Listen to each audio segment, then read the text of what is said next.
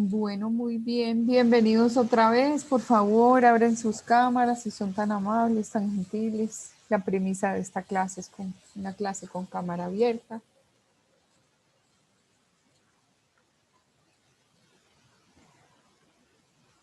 ¿Estamos escuchando bien? ¿Todo bien? ¿Sí? Bueno, muy bien. Sí, señora. ¿Alguien puede hacer un resumen de lo que hablamos ayer?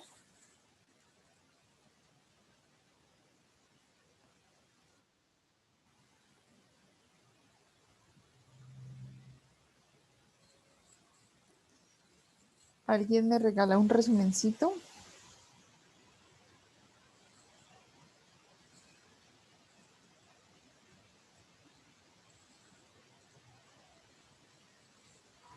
Ayer estuvimos hablando en parte de lo que implica ser un comunicador para el desarrollo. Estuvimos hablando de este perfil que Nos es tan... pusiste el contexto de lo que quiere decir la parte de comunicación para el desarrollo y efectivamente como el papel del comunicador ahí dentro Sí, de esa parte. correcto, muy bien. Y también hablamos de un término que se llama la polisemia. Entonces, ¿cuál sería el mensaje de polisemia? El significado que puede llegar a tener una palabra, pero bueno, los significados que puede llegar a tener una misma palabra de acuerdo a el contexto en el que la estemos utilizando.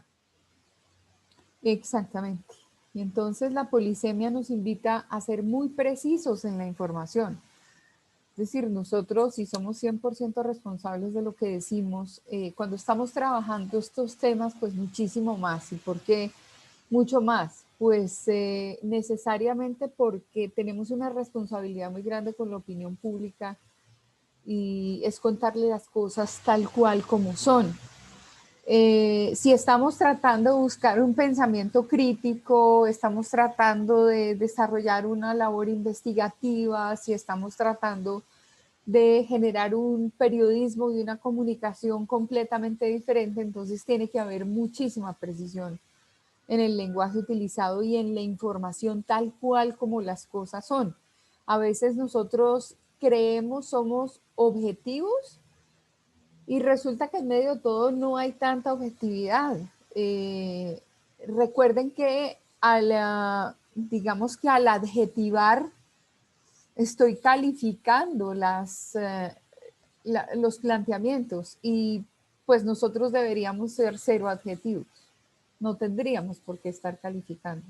Es algo que no tendría que estar dentro de nuestra redacción, pero se nos pasa, obviamente, y a veces es difícil realmente ser lo suficientemente claro, preciso, conciso, porque además los temas que tienen que ver con la economía son temas que enredan, son temas que de pronto tienen un discurso que nosotros no conocemos, que nosotros no sabemos.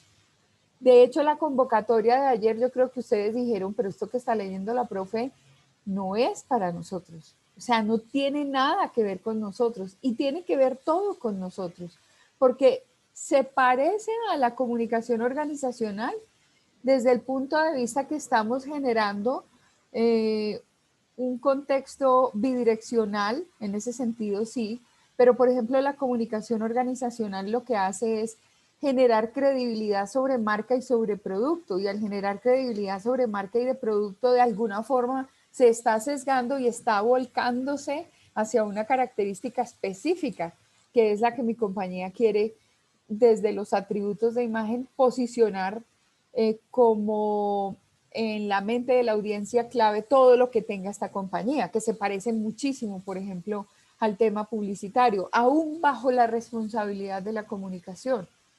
Porque cuando nosotros trabajamos por relaciones públicas, trabajamos para generar contenidos que de alguna forma estén invitándonos a crear corrientes de credibilidad sobre una marca o sobre un producto de alguna manera, pues primero tenemos que estar sumamente convencidos de lo que es la compañía y su producto.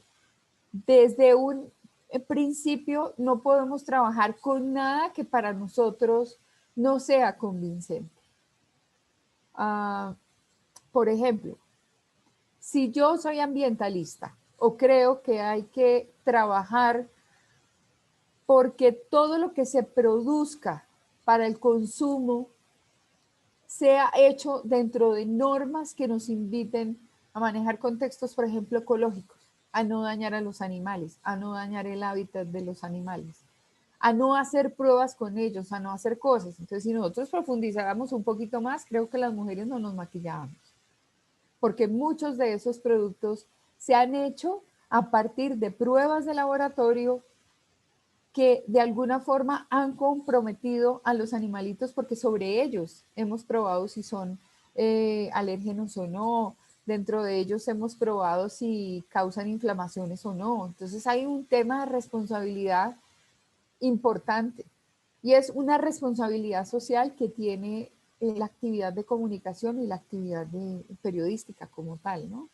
Muchas veces trabajamos en medios que a nosotros mismos no nos genera credibilidad ni el origen del dinero, ni el tipo de dinero, ni el tipo de actividad que se desarrolla. Entonces es sumamente complicado porque éticamente yo no tendría por qué estar allí. Entonces obviamente acá invitamos un poquito a esa conciencia crítica para que cuando trabajemos realmente por una información oportuna, clara, que le aporte al país y que le dé luces.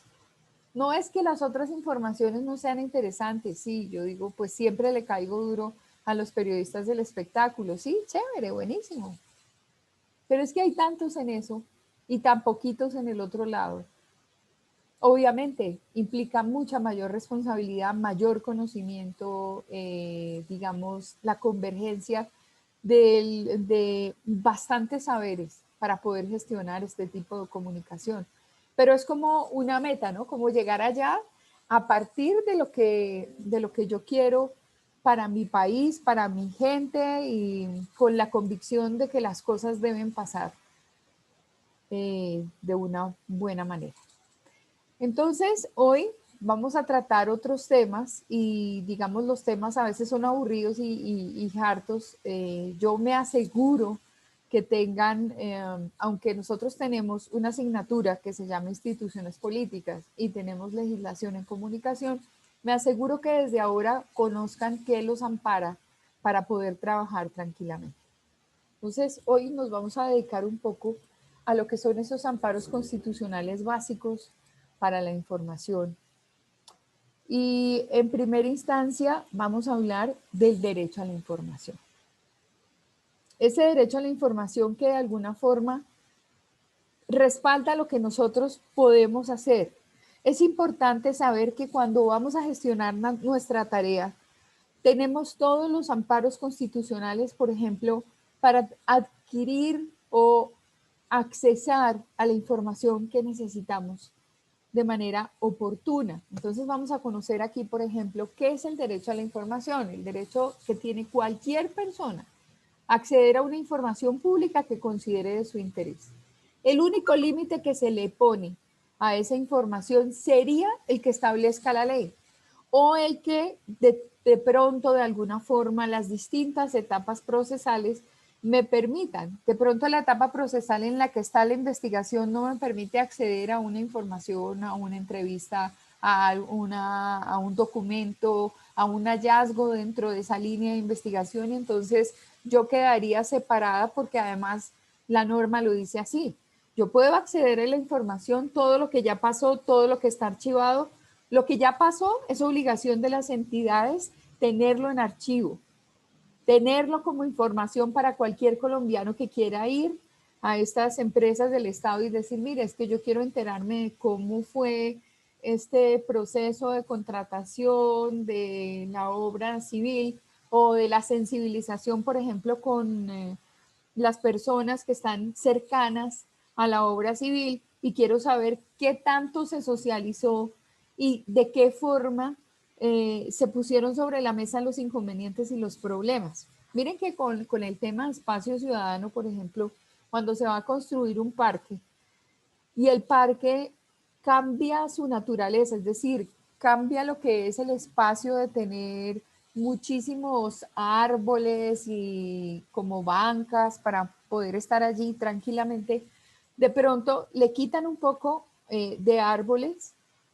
y hacen una cancha múltiple, una cancha que tenga basquetbol, voleibol, incluso hasta microfútbol, pues ni siquiera pues alcanzan el tamaño de microfútbol, pero hacen como el ejercicio y la ponen al servicio de la comunidad. ¿Por qué? Porque pues las personas necesitan espacios de esparcimiento. Así pasó con el Parque Japón. El Parque Japón es el parque que está en la calle 87 con carrera 11. Y ese parque toda la vida fue un parque que era un parque desolado, que lo único que veía uno ahí era como medio la actividad del CAI y obviamente pues los edificios que están ahí, que son estrato 27, tienen una bonita vista sobre el parque, ¿cierto? Y de alguna manera el alcalde dijo, ¿sabe qué? Yo este parque lo quiero de múltiples formas y necesitamos dejar juegos para los niños, juegos para los adultos. Aquí vamos a poner una cancha de básquetbol, un pedazo de cancha de voleibol, un pedazo de arco de fútbol y unos juegos para los niños. E inmediatamente los residentes del sector que solamente salían a pasear sus mascotas por allí y ni siquiera uno las veía específicamente utilizando el parque como tal porque bancas no tenía, en ese momento empieza este desastre universal. Ese parque queda enfrente de lo que era el edificio donde tenía el apartamento el doctor Álvaro Gómez fallecido. Y como él, hay muchas personalidades de la política que están ahí en esos edificios y es una zona pues donde hay un metro cuadrado un poco interesante. ¿Cuál era la problemática? ¿Por qué era que los vecinos del sector no querían que les arreglaran el parque? Es que el parque estaba feíto y el parque tenía unos árboles que sí, de pronto ya estaban por lo altos, unos como una especie de sauces y había eucaliptos y una cantidad de cosas. De pronto había que llamar a los que se encargan de eso para determinar que si el árbol podía estar o no podía estar en el lugar, si valía la pena talarlo o modificarlo de lugar, llevárselo, trasplantarlo y pasarlo a otra parte y se armó un problema. ¿Y por qué se arma el problema? Ah, porque es que una vecina finalmente le dice al noticiero, es que si este parque lo dejan en estas condiciones, va a venir mucha gente de afuera y va a utilizar nuestro parque. Entonces, ¿en qué momento nosotros empezamos a ser dueños del espacio público? ¿Qué son los problemas que tiene una unidad de la alcaldía, de esta alcaldía y de todas las alcaldías? Porque pues queremos cerrar calles por seguridad. Queremos cerrar calles para que solamente si es una vía ciega, pues entonces es mucho más chévere porque casi se convierte eso como en un condominio cerrado. Y uno dice, bueno, como periodista o como comunicador social, voy a ir a mirar a ver cómo fueron las actas de conciliación que se levantaron en los acuerdos previos a la construcción del parque y no aparecen. Entonces, uno empieza a buscar y dónde están. Entonces va uno a una oficina, va a planeación, va a otra parte y empieza a pedir evidencias. Eso es un proceso informativo que nosotros hacemos. El proceso investigativo que va previamente, que es meterse y ahondarse y dentro de la información y dentro de lo que la gente va dejando en las actas, empieza uno a encontrar evidencias y esas evidencias se van convirtiendo en una fuente de información o de investigación. Entonces, es importante determinar que todos nosotros tenemos necesariamente derecho a la información, por el hecho de ser colombianos, pero las entidades a veces nos hacen un mal juego y ese mal juego es que nos demoran la información. Entonces vamos a ver a qué tenemos derecho. Por ley y por constitución está garantizado, es decir, todo el mundo debería tener todas las condiciones específicas porque existe el derecho a la información. Ese derecho a la información se considera referente a contenidos, a documentos y a cualquier soporte de un proceso investigativo o un proceso de conocimiento que además nosotros utilizamos para dar a conocer a la opinión pública totalmente argumentada. Eso puede ser frente a la administración regional, frente a los organismos públicos, frente a los locales, es decir, todo el mundo tiene que estar obligado a entregar información porque es nuestro derecho. Ese derecho a la información a nivel internacional se le llama el DI. Cuando ustedes se encuentran el DI es el derecho a la información. ¿Y por qué lo digo que a nivel internacional? Porque es que la UNESCO específicamente tiene un capítulo que ampara a los medios de comunicación y a los comunicadores y a los periodistas para ampararlos dentro de los derechos que les confiere cada país de tener acceso a la información. Entonces está considerado un derecho fundamental internacional que además subyace a la sociedad y que se muestra como un proceso democrático donde se están garantizando específicamente las libertades de todos aquellos que queremos trabajar por una información clara, precisa, objetiva para la opinión pública. Este derecho normalmente nosotros lo entendemos como una libertad y esa libertad es evidente cuando yo intento pedir a cualquier entidad pública o a cualquier organismo o a cualquier oficina un reporte de lo que yo necesito. Si sé que lo tienen, si sé que no lo tienen, pues igual obviamente tengo que recurrir a los procesos formales, tengo que hacer una comunicación.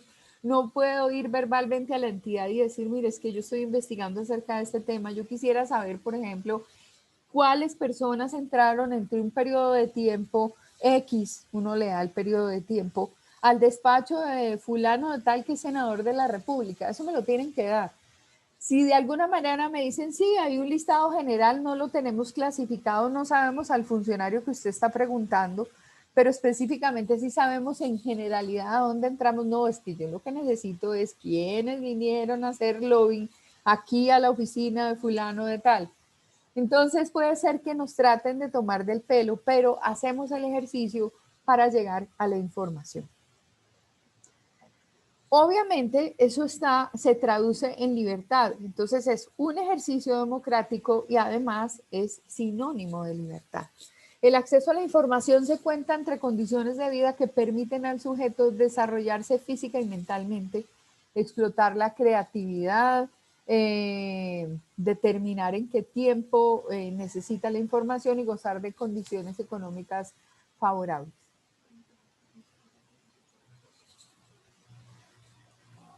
Por ejemplo, cuando yo pido información a las entidades prestadoras de salud, se considera que se está comprometiendo mi vida, mi salud, mi estado normal de atención a una problemática específica.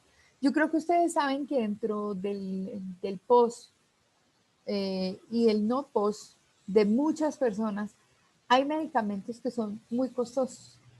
Hay tratamientos, por ejemplo, que tienen que ver con afecciones cardiopulmonares, que nada más un medicamento para 20 días puede estar alrededor de los 8, de los 15 millones de pesos.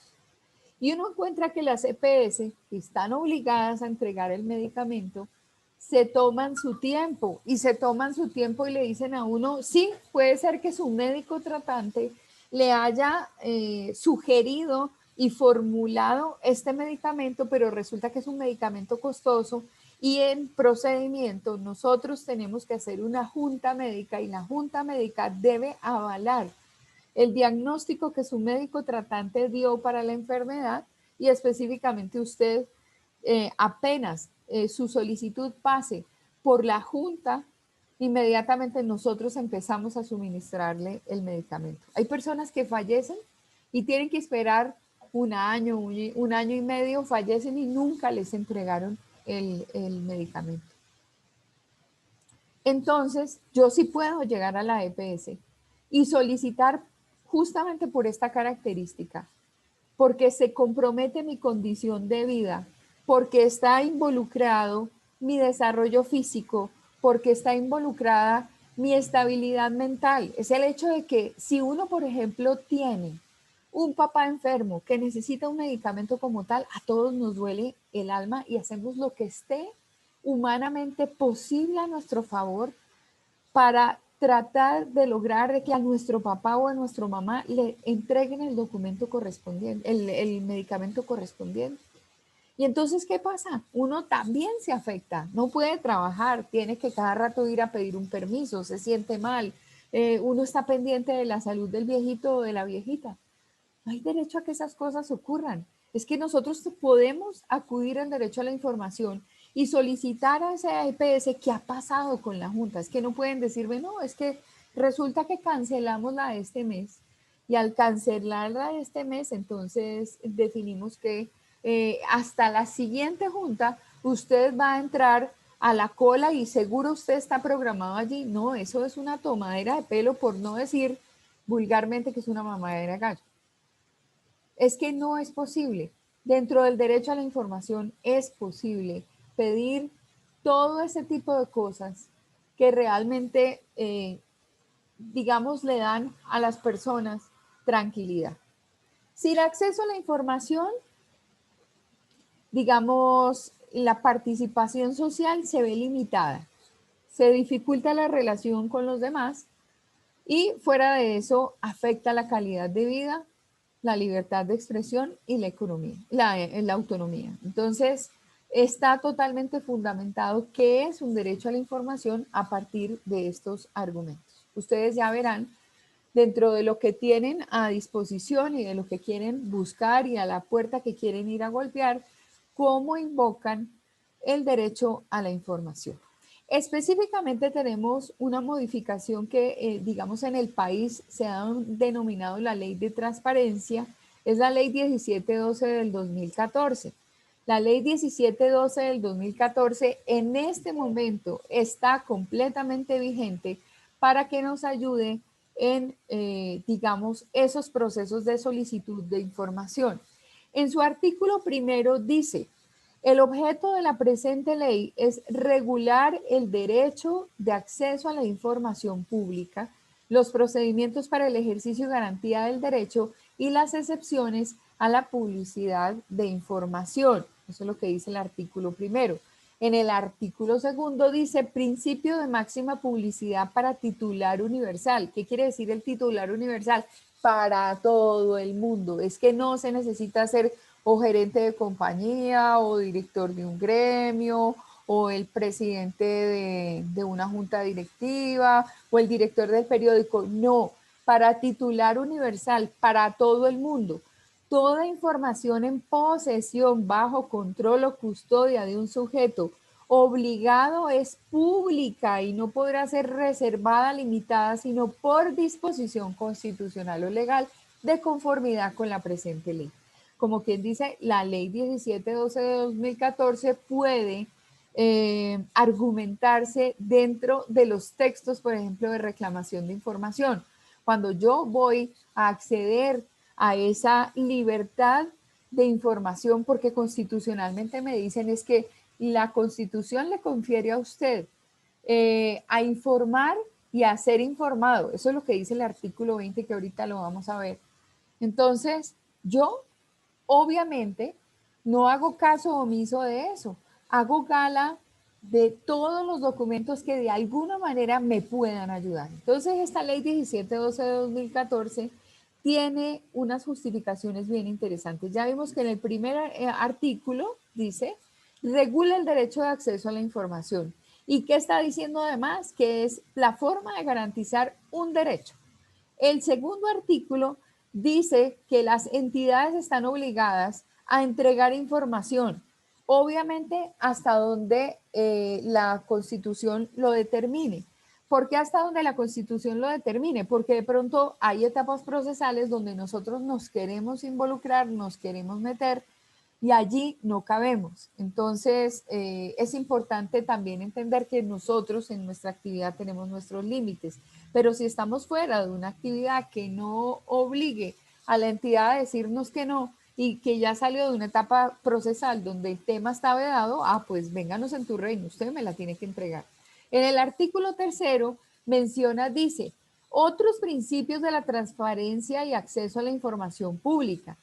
En la interpretación del derecho de acceso a la información se deberá adoptar un criterio de razonabilidad y proporcionalidad, así como se deben aplicar los siguientes principios. Entonces, obviamente mis peticiones deben ser razonables y proporcionadas. Yo no puedo pedir de forma desmesurada que me entreguen todo un documento grandote y todo un archivo. No, yo pido cosas concretas porque pues obviamente hay limitaciones. Entonces, los principios son como sigue. Principio de transparencia, ese es el primer principio. Principio conforme al cual toda información en poder de los sujetos obligados definidos en esta ley se presume pública, en consecuencia de lo cual dichos sujetos están en el deber de proporcionar y facilitar el acceso a la misma en los términos más amplios y posibles y a través de los medios y procedimientos que al efecto establezca la ley, excluyendo solo aquello que esté sujeto a las excepciones constitucionales y legales y bajo el cumplimiento de los requisitos establecidos en la ley. Entonces, primer principio, debe haber transparencia. Los entes deben entregar información. ¿Por qué? Porque hay transparencia. Entonces, ninguno debería esconderse, ninguno debería ocultar información. Si todo está bien hecho, ¿para qué ocultar la información? No tiene sentido. Entonces, esta es nuestro principio de transparencia dentro de la ley 1712 del 14. El principio de buena fe, y esta va más hacia el lado de nosotros. Nosotros no podemos pedir información para actuar de mala fe, es decir, para dar argumentaciones, sacar artículos que no están totalmente sustentados, para amañar la información, para hacer, digamos, documentos que recortan la información. No, debemos tener un principio de buena fe. Entonces dice el principio de buena fe en virtud del cual todo sujeto obligado al cumplir con las obligaciones derivadas del derecho de acceso a la información pública lo hará con motivación honesta, leal y desprovista de cualquier intención dolosa o culposa. No tendría por qué haber una intención de dañar a nadie. Entonces yo puedo pedir información para informar a la opinión pública, pero no necesariamente para buscarle las cuatro patas de gato que tiene un funcionario público todo porque me cae mal y el señor es buena onda, entonces no necesariamente todo el mundo es malo. Bueno, en general tenemos una concepción previa y es que todas las personas que andan en política son corruptos y todos son malas personas. No, dentro de la administración pública hay personas que trabajan, increíblemente trabajan, pero pues no debemos utilizar los recursos para hacer daño. Hay muchos periodistas que lo hacen, entonces no necesariamente tenemos que incurrir en eso. Principio de facilitación, eso va orientado a las entidades. En virtud de este principio, los sujetos obligados deberán facilitar el ejercicio del derecho al acceso a la información pública, excluyendo exigencias o requisitos que puedan obstruirlo o impedirlo. Simplemente basta con que yo solicite por escrito. Ahora, si la entidad de alguna manera determinó que hay un procedimiento, pues obviamente me tengo que enterar del procedimiento. Eso va un poquito más allá de lo que sería el principio constitucional y la ley en particular. Sería el cumplimiento de normas, el establecimiento de las normas y el establecimiento también de nosotros cumpliendo esas normas. Pero las entidades no pueden exagerar en aquello. Las entidades no pueden ponerme trabas para poderme entregar, porque dentro de los principios está el de facilitación. O sea que si a ustedes les empiezan a tomar del pelo, pues ¿qué van a citar? El principio de facilitación. ¿Por qué? Porque ustedes van a actuar de buena fe. Y también, ¿por qué? Porque resulta que es que debe haber transparencia en un hecho particular. Entonces es absolutamente necesario cumplir con estos principios. Principio de no discriminación. De acuerdo a los sujetos obligados, deberán entregar información a todas las personas que lo soliciten en igualdad de condiciones, sin hacer distinciones arbitrarias y sin exigir expresión de causa o motivación para la solicitud. Si yo tengo una línea de investigación, si estoy desarrollando ciertas actividades, a mí no me pueden pedir que, por ejemplo, entregue parte del documento que estoy desarrollando para saber si me entregan o no me entregan lo que yo estoy pidiendo. Eso no es necesario. Eso definitivamente es un requerimiento que se hace ante las entidades y que las entidades tienen que reaccionar de forma positiva y sin discriminación. Principio de gratuidad, nadie puede cobrar nada, o sea que todo lo que entreguen no tiene valor. La información pública es gratuita, no se pueden cobrar valores adicionales. Ahora, si de pronto a mí me dicen, como le dicen a los abogados litigantes en los juzgados, y van a pedir, por ejemplo, la copia de un video de una audiencia. Claro, en las audiencias públicas, cuando se está siguiendo un proceso, en esas audiencias obviamente se está grabando el audio, se está grabando el video, porque desde que nosotros cambiamos el sistema de justicia y esa justicia utilizó esas herramientas dentro de el cambio nuestro en Colombia de todos los procesos penales.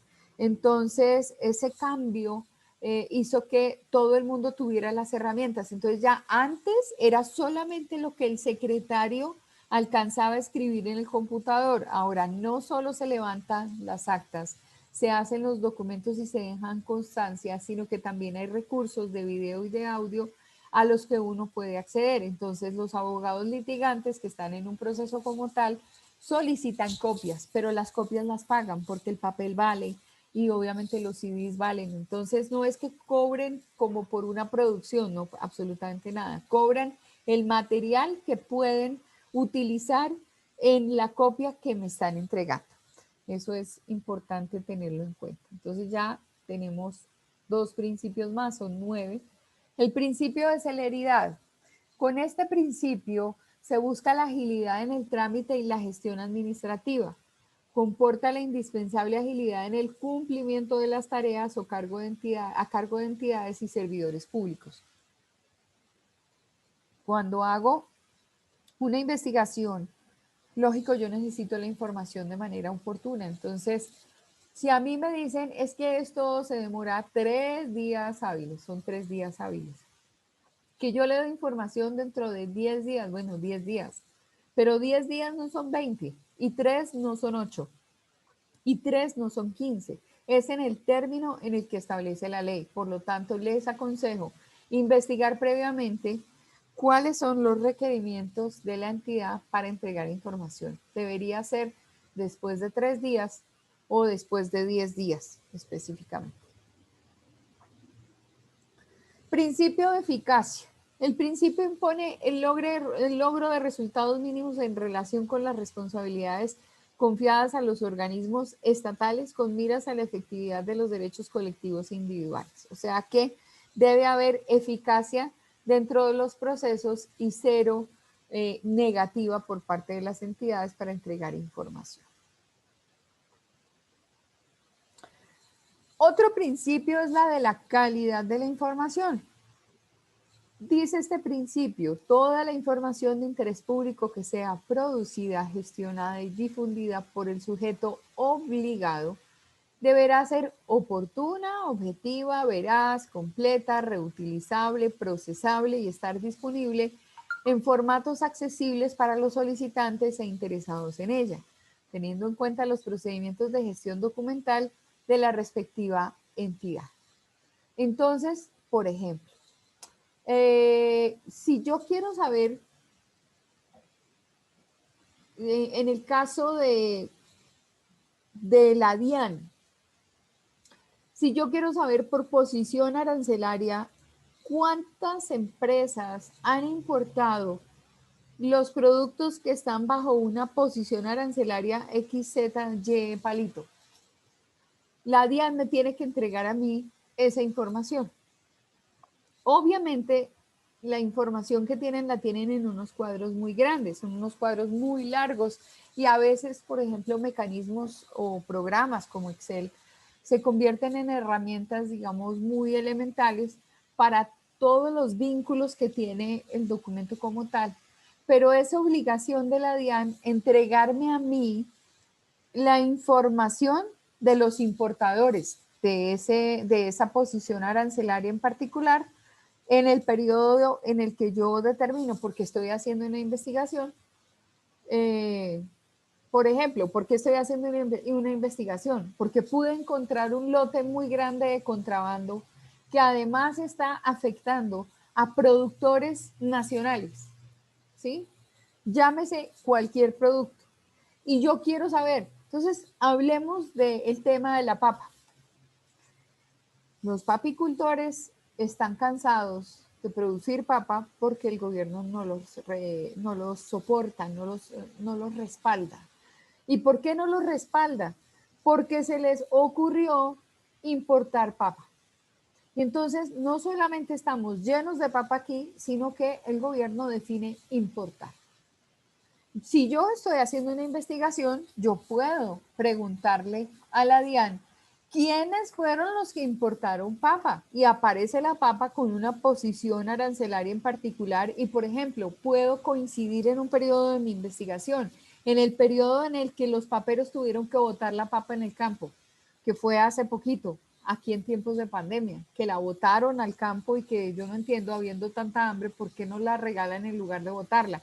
Pero el problema creo que era el tema del transporte, porque como el transporte cuesta sacar la papa desde el campo para llevarla a las ciudades o a las cabeceras municipales, entonces pues no había quien utilizara transporte para traerla. O sea, si yo hubiera sido ministro de Agricultura, pues me busco los camiones y voy y recojo la papa y la entrego a personas que la necesitan, ¿cierto? Lo mismo ha pasado con la leche. Entonces, ¿qué pasa? Se queda en el campo y se queda por allá afectando, digamos, los terrenos de cultivo.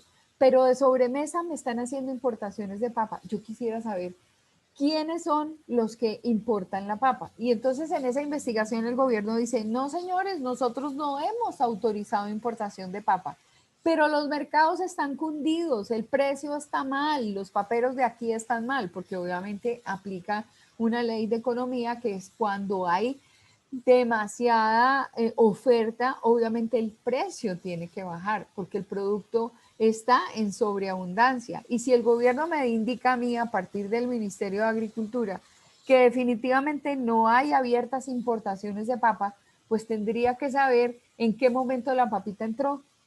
Ah, es que entró de contrabando o la papita entró en tal condición o si había unos determinados importadores. Entonces se encuentra uno que las grandes superficies se asociaron para importar la papa porque era mucho más barata comprarla por fuera. Entonces, ahí van las líneas de investigación.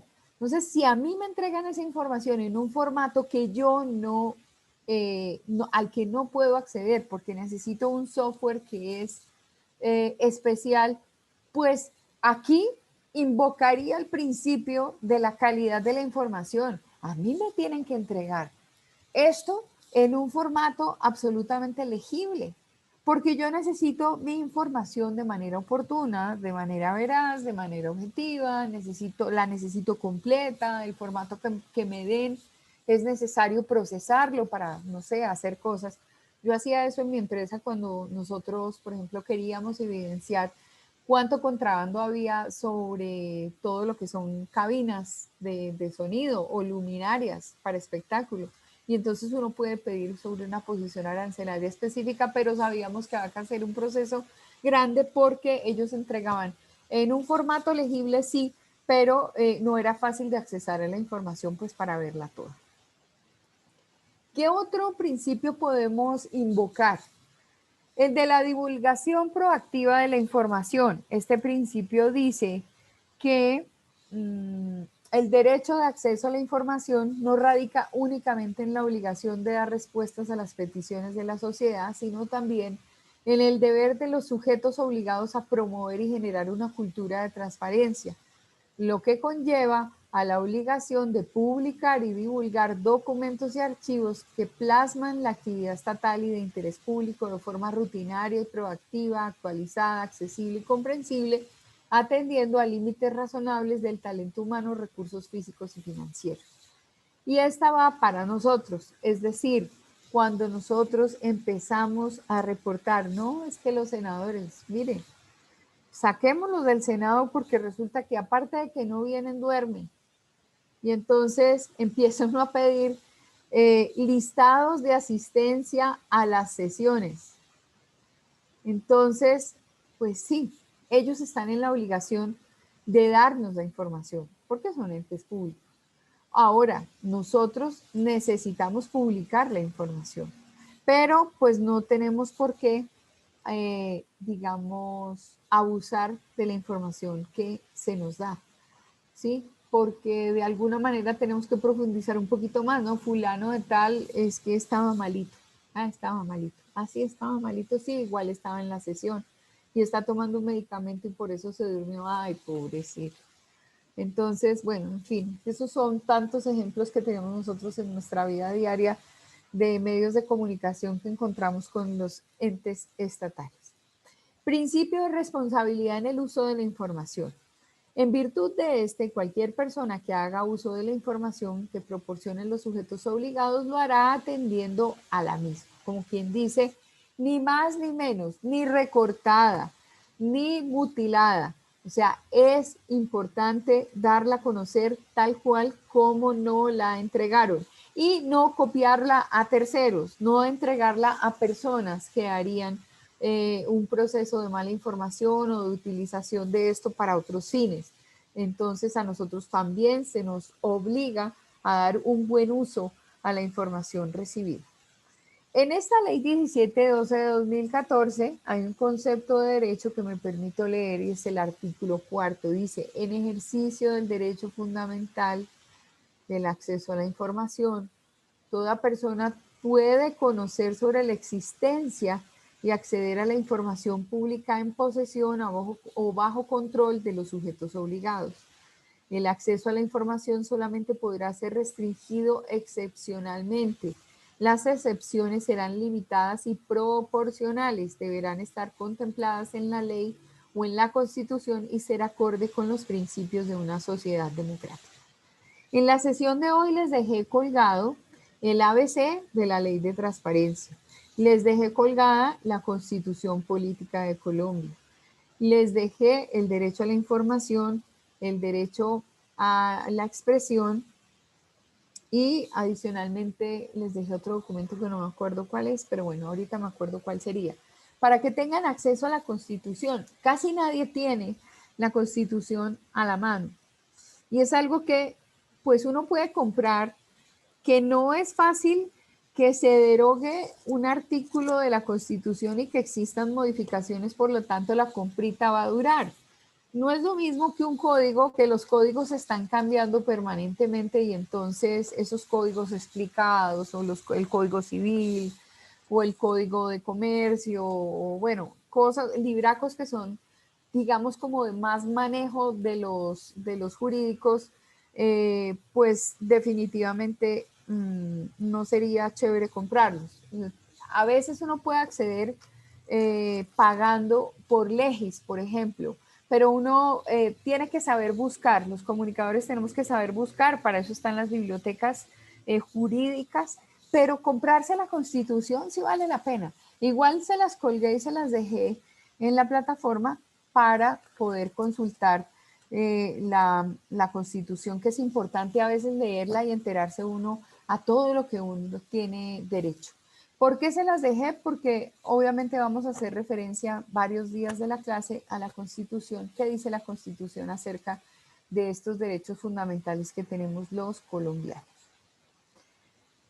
El derecho de acceso a la información genera la obligación correlativa de divulgar proactivamente la información pública y responder de buena fe, de manera adecuada, veraz, oportuna y accesible a las solicitudes de acceso, lo que a su vez conlleva la obligación de producir o capturar la información pública. Para cumplir lo anterior, los sujetos obligados deberán implementar procedimientos archivísticos que garanticen la disponibilidad en el tiempo de los documentos electrónicos auténticos. Entonces, no es verdad que una entidad me tenga que decir a mí que es que todavía no han subido el documento y que no lo encuentran. No, Es obligación hacer un proceso de archivo para que todo el mundo pueda consultar en qué van, qué hacen, qué tienen, cómo controlan las distintas entidades del Estado su gestión.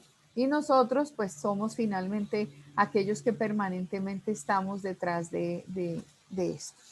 Esta ley 1712 del 2014 tiene un artículo cuarto como parágrafo y dice: cuando el usuario considere que la solicitud de la información pone en riesgo su integridad o la de su familia, podrá solicitar ante el Ministerio Público el procedimiento especial de solicitud con identificación reservada.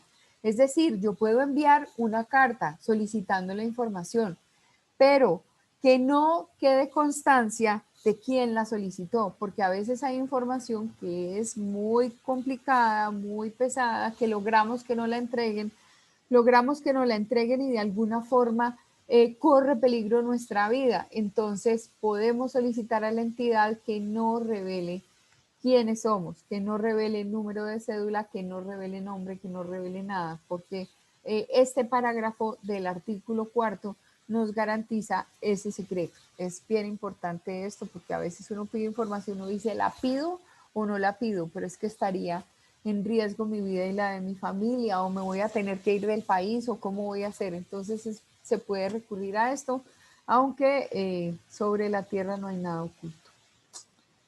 Entramos entonces con el tema de libertad de expresión. Bueno, primero una pregunta. ¿Alguien quiere alguna aclaración del acceso a la información, del derecho a la información?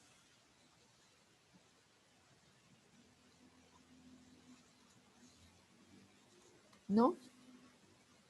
¿Está claro el tema? Entonces, Sí, profe. son 9 principios relativos al derecho a la información. Entonces, vamos con la libertad de expresión.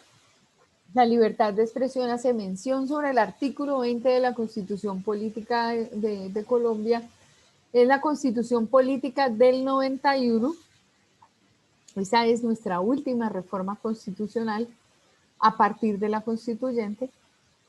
Y entonces aparece este artículo 20 que reza lo siguiente: se garantiza a toda persona la libertad de expresar y difundir su pensamiento y opinión, la de informar y recibir información veraz e imparcial, y la de fundar medios masivos de comunicación. Aquí hay una situación importante, y es que hacia el año 75, 1975, nosotros teníamos la creación de una tarjeta profesional.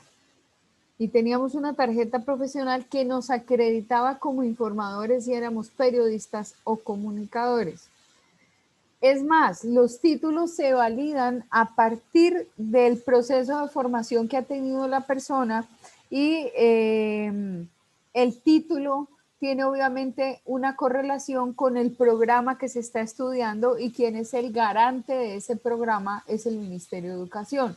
Al terminar ese programa, si nosotros habíamos acreditado un programa de formación que fuera comunicación social solamente, pues nos graduamos como comunicadores sociales. Si la tarjeta era para periodistas, nuestro título tendría que decir comunicador social y o periodista. Comunicador social, periodista. Ese el y o incluye y excluye, como quien dice, las dos disciplinas están aparte. Ese es el que tengo yo. Las dos disciplinas están aparte, pero porque la malla curricular de la carrera que yo hice indicaba que ese era el título. Nosotros, por ejemplo, tenemos solamente comunicación social. Nosotros somos comunicadores sociales en Universitaria de Colombia. El concepto es mucho más amplio que solamente ser periodismo. Hay escuelas de periodismo, hay periodistas solamente, pero también existe la modalidad de comunicador social periodista. Luego, quien garantiza entonces el cumplimiento de todas esas condiciones de calidad sería el ministerio, y el ministerio estaría estableciendo en qué momento la persona se presenta ante su respectivo ministerio, que en este caso sería el Ministerio de las TIC, para avalar su título profesional y que le dieran su tarjeta profesional. Una tarjeta profesional que tiene una licencia, es decir, tiene un número y ese número específicamente es como el de los abogados. Los abogados tienen una tarjeta profesional que les ampara para el litigio. Los ingenieros tienen una tarjeta profesional y nosotros teníamos la nuestra. En virtud de esta observación del artículo 20, se cae la tarjeta profesional. ¿Y por qué se cae la tarjeta profesional? Porque es que, y quien entre otras cosas ayudó a tumbar la tarjeta profesional fue la Javeriana. Ellos se dedicaron a trabajar abiertamente con los constituyentes, que definitivamente cualquiera podía tener un medio de comunicación y se abre esa opción. Entonces ustedes ven que muchas personas que trabajan en medios de comunicación tienen otra formación profesional. Son políticos, son abogados, son economistas, por tradición han tenido un medio de comunicación. Cuando uno ve la historia, si ustedes recuerdan todo lo que expusieron de los medios, aquí en Colombia específicamente, muchos de los periódicos a quien le correspondió la prensa hizo una explicación muy buena acerca de todos los periódicos que teníamos y todos los periódicos que hemos tenido tradicionalmente en nuestro país son de familias que se dedicaron en sus regiones a hacer de su actividad una actividad muy seria y muy respetable. Entonces tenemos a Los Santos, tenemos pues Con el Tiempo, tenemos a los del Espectador, tenemos a los de Vanguardia Liberal, tenemos, es decir, casi todos los medios impresos pertenecían a una familia en particular. Ahora ya los medios masivos no pertenecen a familias en particular, sino pertenecen a grupos económicos en particular. Entonces Gilinski hace lo suyo y entonces por el otro lado están los noticieros, están las RCN, está Caracol, cada uno tiene su historia, cada uno tiene su grupo económico y es muy chévere tener varias compañías y aparte de eso un medio de comunicación. Para que todos pudieran entrar en la colada, el artículo 20 abre el compás y dice que a todo el mundo se le garantiza la libertad de expresión y todo el mundo tiene derecho a fundar un medio masivo de comunicación. En el mundo entero funciona así y por eso, por ejemplo, no hay quien frene a un youtuber, porque un youtuber ni siquiera va a la universidad, pero tiene seguidores como un bendito, o sea, tiene todos los seguidores que todos nosotros juntos quisiéramos tener. Y tienen una gracia y tienen de pronto también una manera muy tonta de hacer las cosas, pero pues digamos es una actividad que les genera una platica y pues tienen ahí, eso no es información, es entretenimiento, pero pues digamos están los pilares, ¿no? Los medios de comunicación, tanto masivos como alternativos, se crearon para educar, informar y entretener. Y aquí nosotros solamente nos dedicamos a la única parte que es la entretención. Nosotros no educamos y nosotros informamos a trancas y a muchas. En razón del artículo 20, estos son libres y tienen responsabilidad social. Se garantiza el derecho a la rectificación en condiciones de equidad. No habrá censura. Pero, ¿qué tanto de censura puedo yo encontrar en Colombia y en el mundo? Todo el tiempo están tratando de callarnos, todo el tiempo están tratando de modificar el documento, todo el tiempo están tratando de decirnos, mira, vienes a hacerle una entrevista al ministro, vienes a hacerle una entrevista al consejero de Estado, vienes a hacerle una entrevista al magistrado, entonces pásame primero el formulario. ¿Qué es lo que vas a preguntar? ¿Como en la cabeza de quién? Existe que sí, uno se prepara para la entrevista, pero yo tener un listado de 20 preguntas y sentarme como una lora parlante allá, no, pues entonces te las mando y que me conteste, le mando la cámara y me contesta. Pero esa no es la gracia, porque la gracia de encontrar al personaje está en la contrapregunta. La gracia de encontrar al personaje está en auscultarle a partir de lo que él dice, qué es lo que yo quiero investigar y qué es lo que me está poniendo en bandeja de plata. Entonces, se acaba la gracia de las entrevistas, pero nos están invitando a eso. Si es un medio de comunicación conocido, pues listo, le abren el compás y obviamente ellos están muy agradecidos porque cada rato están mojando prensa. Pero cuando se trata de una persona que dice, no, es que es Claudia Altamar, jefe de redacción del periódico El Jurista. ¿De qué? Del periódico El Jurista. No, pues que mande el cuestionario y vamos a ver si le contamos o no. Y entonces uno se demora para la edición de octubre, como me pasó a mí, tenía un espacio para la vicepresidenta y la señora se demoró casi 4 meses en contestar a las preguntas que se le formularon. Sí, salió a la entrevista, pero el periódico se me envejeció. Si el periódico sale cuatrimestral y yo no tengo la posibilidad de sacarlo a tiempo, con tal de tener a la señora, porque de todas maneras es un gancho, y a veces los temas se envejecen. Entonces hay temas que uno quiere que le respondan ya, porque están a la orden del día, porque hay una situación de contexto que hace que yo necesite esa información, pero no, ellos se toman su tiempo. Entonces, aquí la censura existe. Uno de los documentos que les dejé habla justamente de la censura. La censura, nosotros tenemos libertades, pero somos permanentemente o estamos permanentemente censurados. Aunque se dijo en el 91, estamos permanentemente censurados.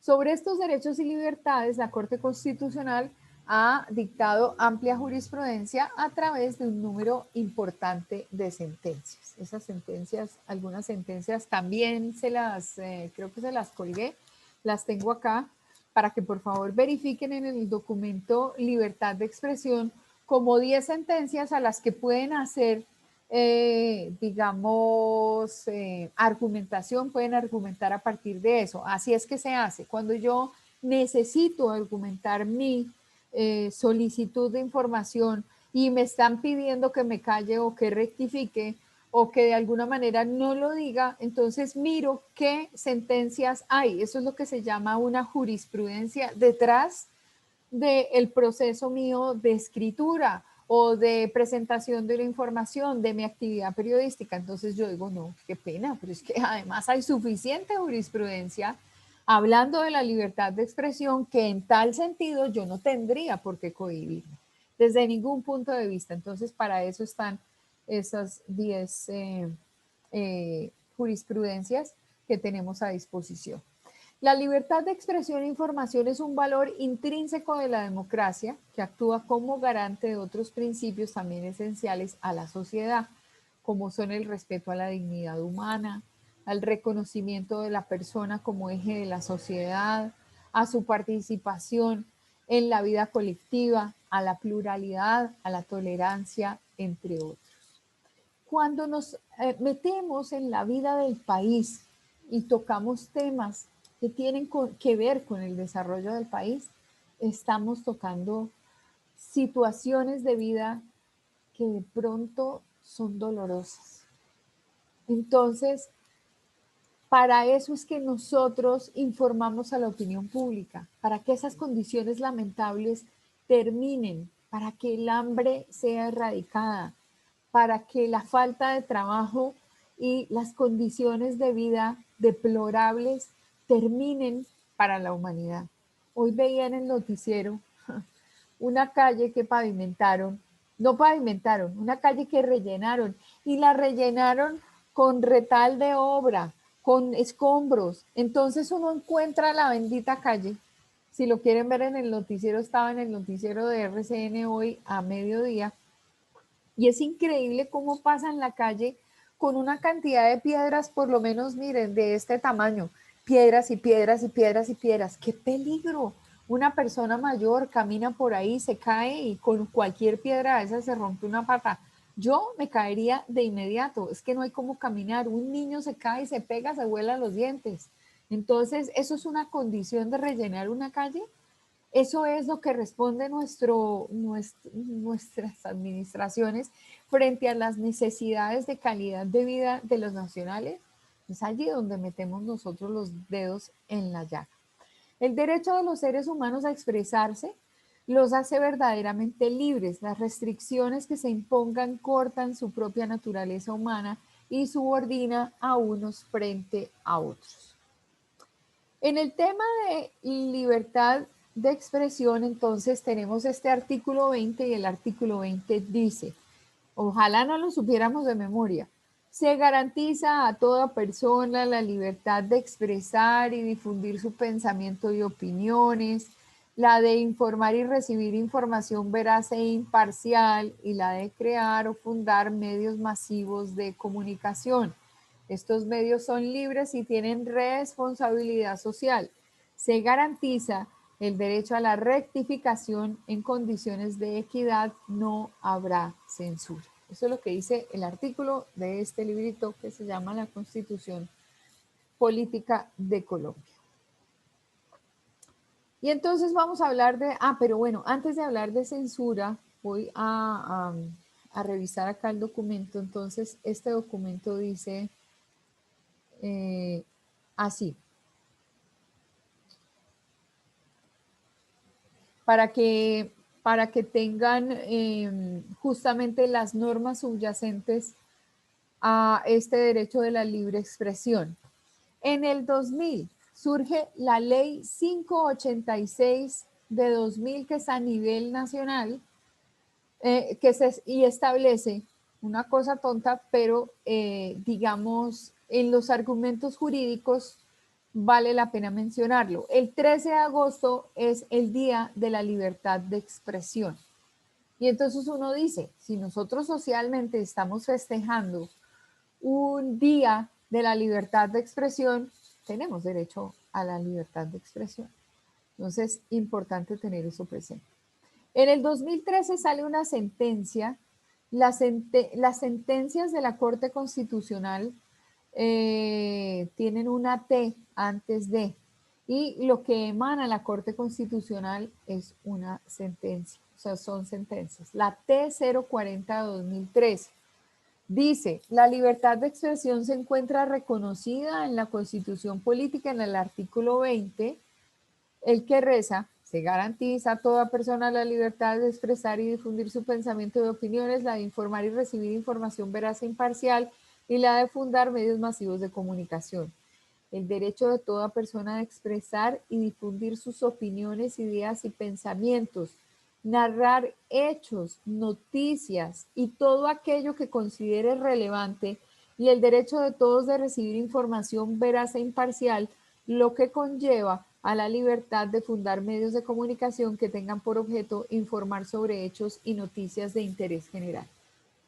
Países como por ejemplo Venezuela permanentemente están violando eso. Ustedes recuerdan a 3 periodistas de Colombia de la agencia EFE que se fueron a hacer un cubrimiento a Caracas y de casualidad se encontraron una pared muy bonita y ahí empezaron a hacer la grabación de lo que iba a ser su nota y sus cosas.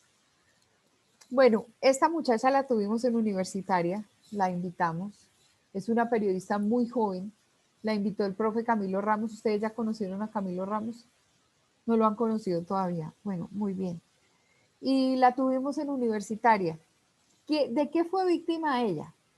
De que el hecho de estar en la calle, que es algo que les puede pasar a ustedes, haciendo un reporte, vino el SEBIN, que bueno, para ella el SEBIN es una cosa un poco compleja, vino el SEBIN, le quitó la cámara, los deportaron, les quitaron los celulares y les quitaron toda la información, pero no, eso no fue, venga entonces yo lo asalto, me hace el favor y me da la cámara, o sea, se la robaron, me da la cámara, me da el contenido de la cámara, deme las grabaciones, deme los celulares, deme todo, porque esa es una violación absurda que tenemos nosotros. Nosotros podemos estar en la calle. Yo no sé si ustedes han podido, claro, los ha agarrado el tiempo de la pandemia, pero a veces uno está haciendo tareas y trabajos de la universidad por la calle, llega la policía y lo sorprende, o el ejército, y le dicen, acá usted no puede grabar.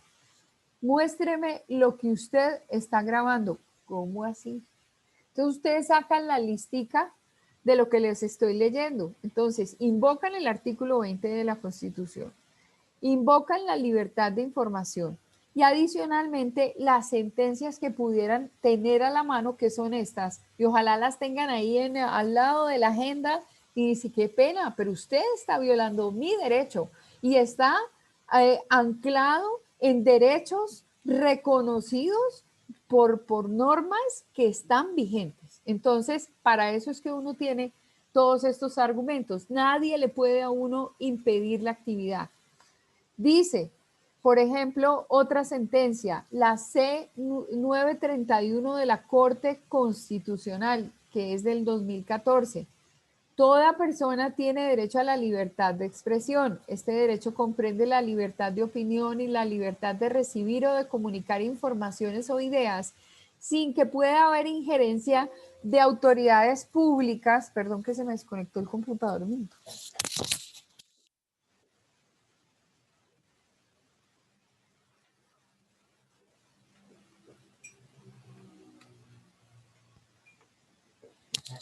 Listo. Sin la injerencia de autoridades públicas y sin consideración de fronteras. El presente artículo no impide que los estados sometan a las empresas de radiodifusión, de cinematografía o de televisión a un régimen de autorización previa. Claro, entendible. Todos los que quieran utilizar el espectro tienen que pedir permiso. Todo el mundo tiene que presentar su proyecto porque en este país el Estado es dueño de todo. Eso es totalmente claro. Pero otra cosa es que yo quiera hacer una nota, entrevistar a fulano de tal y que venga la policía y me interrumpa la gestión que estoy haciendo. Entonces, ustedes que les dicen, qué pena, pero tengo el artículo 20, el derecho a la información, tengo la sentencia C931 de la Corte Constitucional que está completamente vigente, donde dice que ninguno, yo no estoy haciendo aquí absolutamente nada que sea ilegal. Ninguno puede impedir que yo haga una nota, que yo escriba, que haga un reportaje, que haga una entrevista aquí parada al lado de esta entidad. Entonces, sentencia C931 de 2014. La sentencia T015 del 2015 de la Corte Constitucional. El derecho a la libertad de expresión está consagrado en el artículo 20 de la Constitución Política como la garantía reconocida a toda persona para expresar y difundir libremente su pensamiento y opiniones, informar y recibir información veraz e imparcial y la de fundar medios masivos de comunicación. Agrega el precepto superior que estos son libres y tienen responsabilidad social. Muy bien, pero además, en virtud de la sentencia, garantiza el derecho a la rectificación en condiciones de equidad y proscribe la censura. O sea que yo me puedo equivocar, yo puedo dar una información y no necesariamente tengo que ser censurado. Yo puedo corregir si caí en una imprecisión. Y obviamente la corrección la tengo que hacer en la forma en cómo determina la ley que debo hacer la corrección. Si yo me demoré 2 horas haciendo injurias y calumnias, pues 2 horas hago rectificación. Si dediqué cuartilla y media a desacreditar a una persona sin argumentos, pues debo dedicar cuartilla y media a la rectificación y a recuperar el buen nombre de las personas. Yo no sé si ustedes sabían que para el caso de los comunicadores, por ejemplo, atentar contra, digamos, la honra y el buen nombre de las personas está castigado y podríamos llegar a la cárcel. Entonces, si yo hablo mal de alguien de manera injustificada, atento contra su buen nombre y levanto injuria y calumnia, si soy Pepa Pérez en redes sociales, pues al alcalde quien lo ronda. Eso no, ahí no pasa absolutamente nada. Pero si soy Pepa Pérez, periodista, venga que me siguen el proceso y ni me preguntan y me pueden meter 5 y 6 años de cárcel. Porque se sabe que el medio de comunicación lo que hace es amplificar o ampliar la información. Entonces, nosotros no es lo mismo decirle a la vecina de aquí al lado que fulana de tal es una casquisuelta porque se metió con el marido de la otra, a que yo aquí lo diga en un medio de comunicación. Y entonces, por ejemplo, los programas como, ¿se acuerdan donde hay que son 5, que el lavadero? ¿El lavadero es que se llama el programa? ¿O ya no existe el lavadero? Uno que donde está, eh, es una periodista y 4 más. La red, profe. La red. La red es terrible. La red se la pasa detrás de todo el mundo. Claro que la saben hacer. Pero bueno, ellos tenían antes otra compañerita que es así, se mete con todo el mundo y no deja piojo con cabeza. En fin, no me quiero meter en estas líneas porque estoy justamente en el tema. Bueno, entonces, agrega el precepto superior que estos son libres y tienen responsabilidad social. Entonces, el lugar preferente que ocupa la libertad de expresión en el ordenamiento superior emanan las siguientes presunciones. Una, que toda expresión está amparada por el derecho de la libertad de la expresión. Que en los eventos de colisión del derecho a la libertad de expresión con otros derechos fundamentales, en principio, aquel prevalece sobre los demás. ¿Cuál es el que prevalece? El derecho a la información. Que cualquier limitación de una autoridad pública al derecho a la libertad de expresión se presume inconstitucional y por lo tanto debe ser sometida a un control constitucional estricto. Que cualquier acto de censura previa por parte de las autoridades es una violación al derecho a la libertad de expresión sin que ello admita prueba en contrario.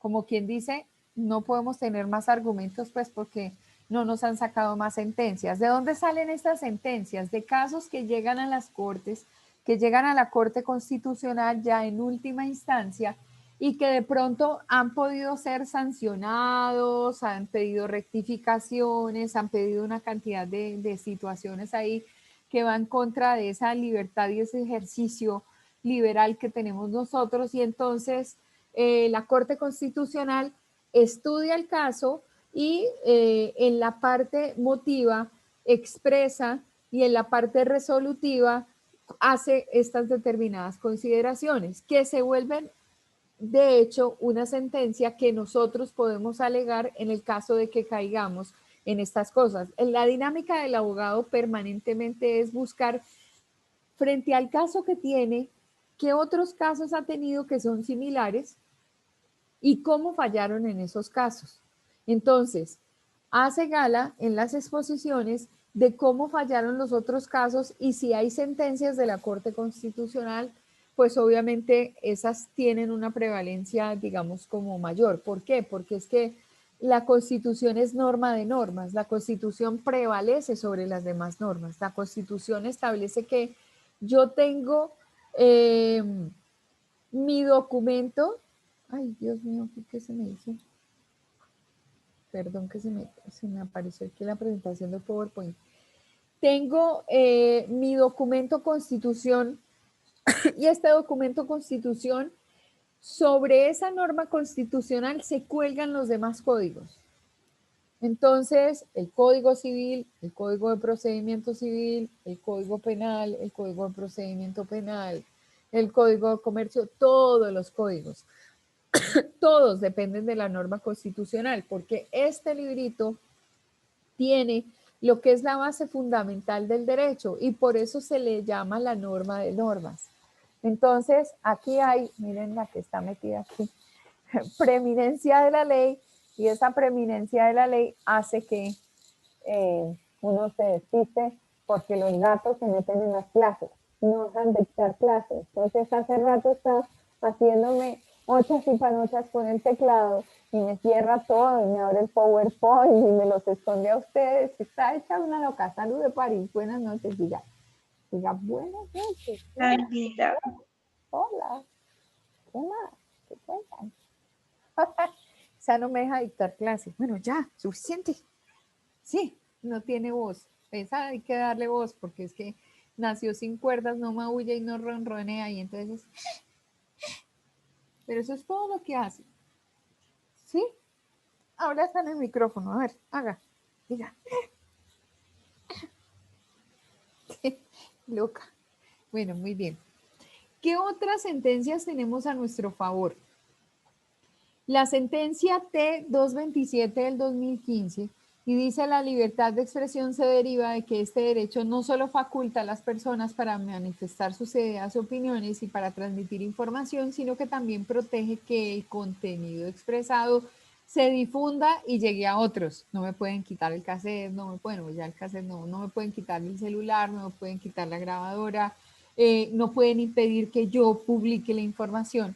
Así las cosas, imponer responsabilidades a los intermediarios de Internet por contenidos transmitidos limitaría de forma importante la difusión de ideas por este medio de comunicación, pues les diría el poder para regular el flujo de la información en la red. El artículo 19 de la Convención integra en sus garantías la libertad de expresión y señala que si bien puede estar sujeta a restricciones, estas deben estar previstas de la ley y resultar necesarias para proteger derechos de terceros, velar por la integridad de la seguridad nacional, el orden, la salud o la moral pública.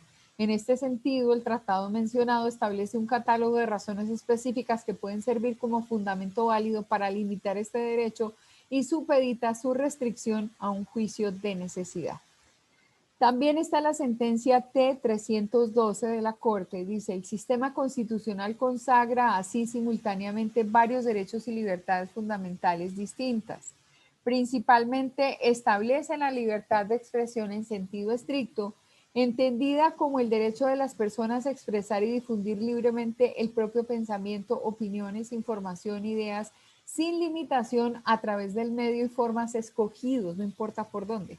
Por otro lado, protege la libertad de información, la cual hace referencia a la comunicación de versiones sobre hechos, eventos, acontecimientos, gobiernos, funcionarios, personas, grupos y en general situaciones, en aras de que el receptor se entere de lo que está ocurriendo y en atención a su finalidad es objeto de mayores restricciones. También está disponible la sentencia T-145 del 2016 en relación con las distintas manifestaciones del derecho y dice de manera reiterada que la libertad de expresión tiene un doble componente o que se expresan dos libertades específicas. Por una parte, la libertad de expresar las opiniones y las ideas o los pensamientos personales, denominada libertad de opinión o libertad de expresión en estricto sentido. Y por la otra, la libertad de informar y recibir información. La libertad de opinión tiene por objeto proteger aquellas formas de comunicación en las que predomina la expresión de la subjetividad del emisor, de sus valoraciones, sentimientos y apreciaciones personales sobre determinados hechos o situaciones o personas. Entre tanto, la libertad de información protege aquellas formas de comunicación en que prevalece la finalidad de describir o dar la noticia de lo acontecido. Entonces, aquí obviamente hay una claridad específica en que libertad de información no es lo mismo a la que expresa el artículo 20, que es libertad de expresión. Una cosa es la expresión y la otra es la información. Pero que la gestión está completamente amparada constitucionalmente, no hay ni la menor duda. Entonces, tenemos muchas cosas. El documento tiene, ese está colgado en la plataforma, tiene otras sentencias que les permitirían, digamos, recurrir a ellas cuando así lo necesiten. No crean, permanentemente nosotros estamos viendo vulnerada nuestra gestión. Entonces, medios grandes, medios chiquitos, todo el mundo tiene el mismo problema y pues cuando somos estudiantes muchísimo más. Cuando somos estudiantes no se nos permite el tema. Bueno, muy bien, entonces, ¿qué es la censura? La censura, según el diccionario de la Real Academia Española, y entonces aquí les dejo el mensaje. Siempre traten de buscar la definición de lo narrado, la definición de lo calificado, la definición de lo planteado a partir de un reconocimiento específico, y ese reconocimiento específico siempre es la Real Academia de la Lengua. Por eso es que aquí en clase normalmente, si yo utilizo un término, vamos a la definición y esperemos que la Real Academia de la Lengua lo tenga, porque es la única forma que tenemos para no equivocarnos, para utilizar el término correcto, para involucrar el concepto polisémico dentro de nuestra producción de texto. Entonces dice que la Real Academia de la RAE dice que la censura es la intervención que practica el censor en contenido o en la forma de una obra atendiendo a razones ideológicas, morales o políticas. Como quien dice, entonces me censuran porque pienso distinto, me censuran porque creen que mi información atenta contra la moral y las buenas costumbres, o me censuran porque ideológicamente voy en la vía contraria de lo que la opinión pública debería recibir y de lo que, entre otras cosas, es mi medio. Entonces, en un sentido amplio, se considera como supresión del material de comunicación que puede ser considerado ofensivo, dañino, inconveniente o innecesario para el gobierno, para los medios de comunicación, según lo determinado por un censor. ¿Cuál es el censor? El que censura. El término censor es el que impide, el censor es el que hace la gestión de venir y decirme, Claudia, usted no puede publicar eso. ¿Y por qué? Porque lo que usted está diciendo ahí es su opinión, no específicamente, no es lo que está pasando. Es que usted interpretó, usted adjetivó, usted calificó, usted de alguna manera no interpretó bien lo que nosotros tenemos acá. Entonces ahí yo meto las de 4 patas. Entonces yo digo, bueno, listo, entonces voy a rectificar, perfecto. Entonces existe la censura, pero también existe la rectificación. Una cosa es bloquear mis derechos mediante la censura y la otra que yo me haya equivocado y en la equivocación tenga que rectificar, que es otro de los recursos que nosotros tenemos básicamente para poder trabajar. La censura surge en el periodo de 1949 a 1957, con el propósito de evitar que las masas conocieran la real situación de orden público y que se hicieran críticas al régimen político y así homogeneizar a la opinión pública. Ustedes van a ser bien bellos y se van a investigar qué pasaba políticamente en el 49 y del 49 al 57 y quiénes estaban en el gobierno. Recuerden que en el 48 es el Bogotazo y perdemos a Gaitán. Entonces es un año donde empiezan algunas situaciones de orden político en Colombia que son importantes para tener en cuenta, porque justamente ahí se hace el ejercicio de censura a los medios de comunicación. Es un principio, digamos, como histórico para poder entender cómo está la cosa. Roger Cartier denomina a la prensa como el cuarto poder. Él es el que determina que la prensa es el cuarto poder. ¿Y cuál es el cuarto poder? El cuarto poder, el primero es el ejecutivo, el legislativo y el judicial, en el orden en el que nosotros lo queramos plantear. Y el cuarto es la prensa. ¿Por qué? Porque nosotros tenemos tal fuerza que logramos que la gente se entere de las cosas, que la gente realmente conozca, bueno, cuando queremos, ¿no? Porque cuando no queremos, pues ahí la información se da a trancas y a mochas, se cambia, no se profundiza, se sale con cualquier cosa, se presta uno para cortinas de humo. Y pues bueno, pues como si hago lo contrario, entonces me echan del puesto. Entonces la idea no sería esa, porque yo tengo que pues garantizar, pues sí, eso es muy loable desde el punto de vista personal, pero si estoy metida en la boca del lobo, sí sería interesante evidenciar cuándo es válida esa censura o no. Con el control de la información de los medios de comunicación se pudo apreciar en Colombia una transformación del régimen democrático en autoritario. O sea que vamos a ver qué pasa del 49 al 57. Esa es una misión que tienen para mañana contar. Bueno, y entramos entonces con la libertad de expresión desde el punto de vista de la Corte Interamericana de los Derechos Humanos. La Corte Interamericana de los Derechos Humanos interpreta la convención en el sentido de que el principio de la libertad de expresión requiere, uno, que los medios de comunicación social estén virtualmente abiertos a todos sin discriminación, o más exactamente, que no haya individuos o grupos que a priori estén excluidos del acceso a tales medios. Entonces uno se pregunta, ¿y por qué para poder ver los noticieros y los canales regionales, pues yo realmente tengo que pagar a Claro, tengo que pagar a ETV, tengo que comprar la televisión digital terrestre, así sea una vez para podérsela poner a mi televisor, pero necesariamente la tengo que comprar? Eso no debería comprarse, eso debería haber llegado gratis a todo el mundo en las casas. Y que si lo quieren colgar al televisor, que tienen maravilloso.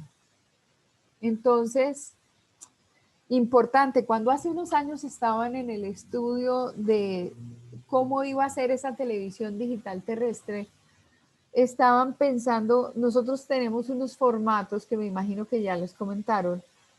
Nosotros tenemos un sistema que es el sistema americano, que es un sistema que se llama NTSC, pero hay otros países como Argentina y como Europa que tienen otros sistemas y son PAL. Entonces, en algún momento cuando uno compraba películas o videos, uno tenía que ver la zona donde iba a reproducir, porque si uno compraba la película en una zona donde no correspondía, específicamente ahí iba a haber un inconveniente grande porque no se puede reproducir en los equipos que normalmente uno tiene. Y entonces hubo una discusión muy grande y yo decía, pero qué tontería, ¿por qué vamos a meter PAL cuando nosotros siempre hemos estado ligados al sistema NTSC? O sea, no tendríamos por qué desde ningún punto de vista. Bueno, en fin, logramos superar el escollo, se habló de una tecnología específica de la televisión digital terrestre, pero ese decodificador llega a todos pagando. No debería ser así. La Corte Interamericana de los Derechos Humanos determina que la información debe llegar a todo el mundo sin pagar. El espectro a nivel de radio sí llega afortunadamente completamente libre, pero si pensamos en la señal de televisión, tenemos que pagar por ella y no es lícito, no está bien. El segundo concepto dice ciertas condiciones respecto de los medios de comunicación de manera que en la práctica sean verdaderos instrumentos de esa libertad y no vehículos para restringirla, pues obviamente es lo deseado, ¿no? La pluralidad de medios, la prohibición de todo monopolio respecto de ellos, cualquiera que sea la forma que pretenda adoptar, y la garantía de protección a la libertad e independencia de los periodistas. Entonces ahí uno piensa por qué un noticiero como Noticias Uno tiene que cerrar.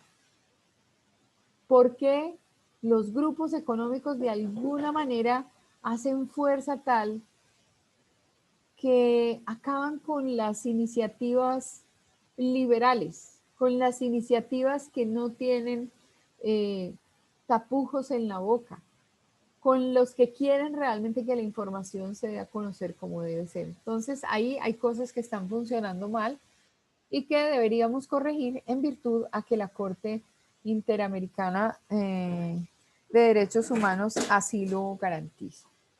Bueno, digamos que por el día de hoy los voy a dejar que descansen porque la información ha sido completamente densa. La información tiene mucho de lo jurídico y pues finalmente a veces eso se vuelve ladrilludo y vuelvo a hacer su pesadilla como ayer. Entonces, pues igual no quisiera, pero pues sí me encanta que tengan esta información para cuando la necesiten. Entonces, pues si no tienen alguna pregunta, vayan a descansar. Los que no han podido comer, los que ya tienen los ojitos empijamados, los que no me abrieron la cámara sino por un rato y volvieron y me la cerraron, pues deben estar tomando el cafecito o ya se pusieron el gorrito para dormir. Y entonces no quieren que yo los vea con gorrito para dormir. Un abrazo enorme, Dios los bendiga y bueno, que hayan aprendido algo hoy. Gracias, profe. Feliz noche. Feliz noche, profe. Feliz Gracias, noche a todos. profe. Feliz noche, compañeros. Gracias, chao.